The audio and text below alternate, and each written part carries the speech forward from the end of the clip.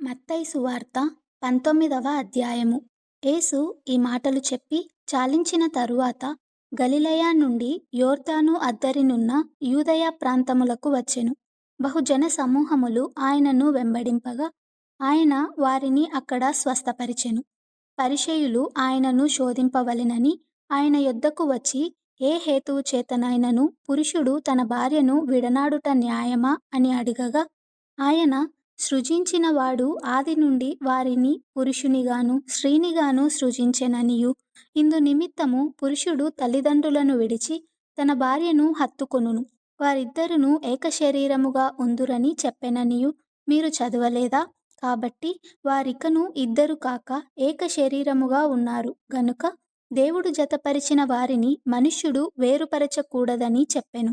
అందుకు వారు, అలాగైతే పరిత్యాగ పత్రికనిచ్చి ఆమెను విడనాడుమని మోషే ఎందుకు ఆజ్ఞాపించెనని వారాయనను అడగగా, ఆయన, మీ హృదయ కాఠిన్యమును బట్టి మీ భార్యలను విడనాడ మోషే సెలవిచ్చెను గాని ఆది నుండి అలాగు జరగలేదు. మరియు వ్యభిచారము నిమిత్తమే తప్ప తన భార్యను విడనాడి మరియొకతెను పెండ్లి చేసుకొనువాడు వ్యభిచారము చేయుచున్నాడనియు, విడనాడబడిన దానిని పెండ్లి చేసుకొనువాడు వ్యభిచారము చేయుచున్నాడనియు మీతో చెప్పుచున్నానని వారితో అనెను. ఆయన శిష్యులు, భార్యాభర్తలకుండు సంబంధము ఇట్టిదైతే పెండ్లి చేసుకొనుట యుక్తము కాదని ఆయనతో చెప్పిరి. అందుకాయన, అనుగ్రహము నొందినవాడు తప్ప మరి ఎవరునూ ఈ మాటను అంగీకరింపనేరరు. తల్లి గర్భము నుండి నపుంసకులుగా పుట్టినవారు గలరు, మనుష్యుల వలన నపుంసకులుగా చేయబడిన నపుంసకులును కలరు. పరలోక రాజ్యము నిమిత్తము తమ్మును తామే నపుంసకులనుగా చేసుకొనిన నపుంసకులును కలరు.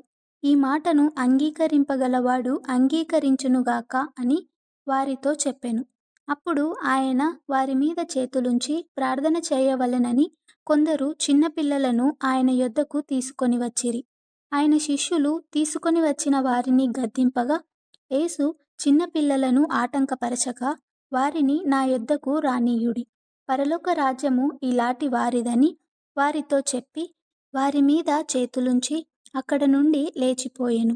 ఇదిగో, ఒకడు ఆయన యొద్దకు వచ్చి, బోధకుడా, నిత్యజీవము పొందుటకు నేను ఏ మంచి కార్యము చేయవలెనని ఆయనను అడిగెను. అందుకాయన, మంచి కార్యమును గూర్చి నన్నెందుకు అడుగుచున్నావు? మంచివాడొక్కడే. నీవు జీవములో ప్రవేశింపగోరిన ఎడల ఆజ్ఞలను గైకొనుమని చెప్పెను. అతడు ఏ ఆజ్ఞలని ఆయనను అడగగా, యేసు, నరహత్య చేయవద్దు, వ్యభిచరింపవద్దు, దొంగిలవద్దు, అబద్ధ సాక్ష్యము పలకవద్దు, తల్లిదండ్రులను సన్మానింపుము, నిన్ను వలె నీ పొరుగువానిని ప్రేమింపవలెను అనునవే అని చెప్పెను.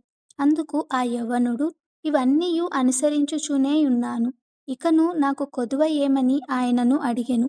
అందుకు యేసు, నీవు పరిపూర్ణుడవగుటకు కోరిన ఎడల పోయి నీ ఆస్తిని అమ్మి బీదలకిమ్ము, అప్పుడు పరలోకమందు నీకు ధనము కలుగును.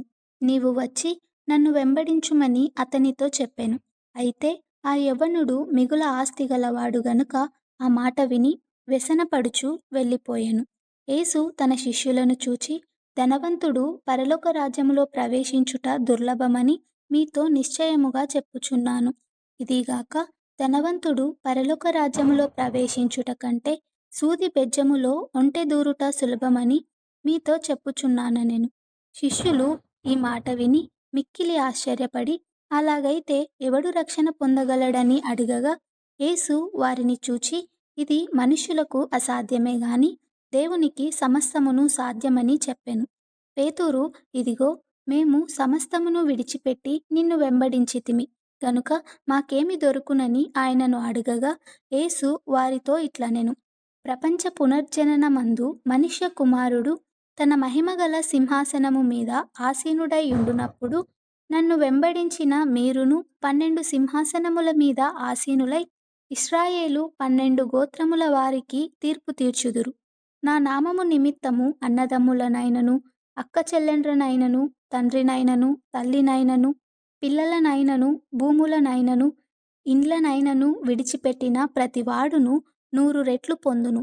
ఇదిగాక నిత్య జీవమును స్వతంత్రించుకొనును. మొదటివారు అనేకులు కడపటివారగుదురు, కడపటివారు మొదటివారగుదురు.